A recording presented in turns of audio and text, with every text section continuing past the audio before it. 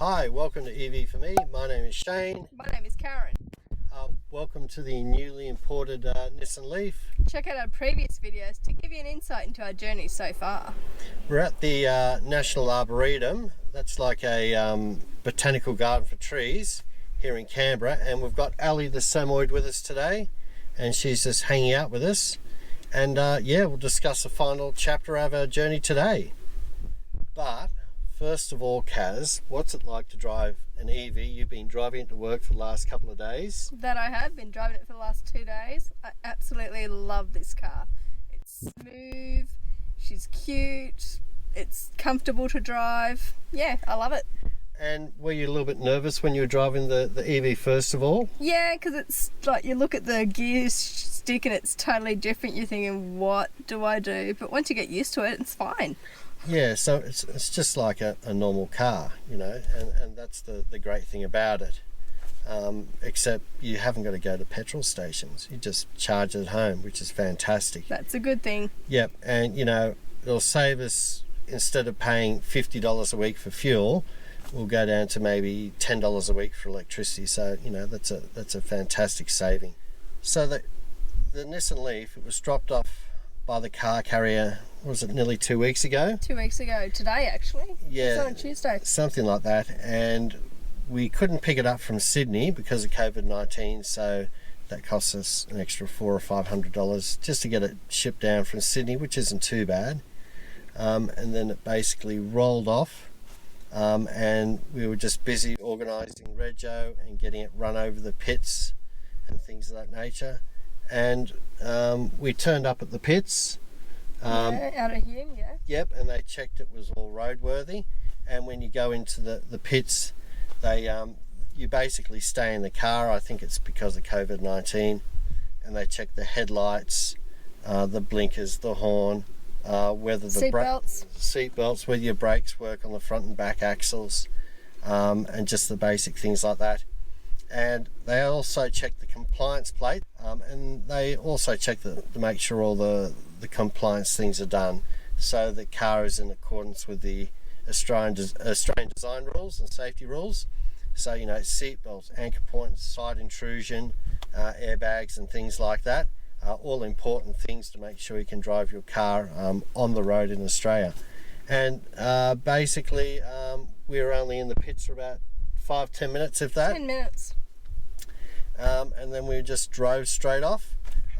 Basically, to get to the pits, we needed a unregistered vehicle permit. Yeah, UVP, and that costs like $40, and that enables you to drive your car for between 7 a.m. and 7 p.m. on the day that you select, so you can go down and get your car checked out and make sure it's all safe and legal to drive locally. Anyway, after that, we went down to the government shop front and got registration done. We had a few delays because we just want to verify with the stamp duty. On new electric vehicles here in Canberra, you do not pay stamp duty, but the grey imported ones, you have to pay stamp duty. So we went down to the government shop front and we paid $1,000 for registration, and that's for 12 months here in Australia. Plus we paid another $1,000 for stamp duty, and that stamp duty, how they calculate that is it's 3% of the cost you purchase the electric vehicle for in Japan, plus processing costs to get it onto the ship, and that's what we call FOB, or free on board. So total costs to get it onto the ship at Nagoya, and then that's like the 3% of that, and that's converted from yen to Australia at the market rate on the day that you actually get it registered. So it costs us like $2,000 to get all that paperwork done, and then we basically drove home, and we just put the plates on, and we were pretty much right to go. So in the first couple of days that we've had Yuki the EV, we've actually been getting our confidence, just learning what all the buttons do, translating a little bit of Japanese, and just doing general setup, and then just going for test drives. Isn't that right, hun? That's right. Yeah, I've done a little one. We went out to Yass. We went out to Yass yesterday, which is just north of Canberra. That's a medium run, You know, it's was about 120 k's return or something like that.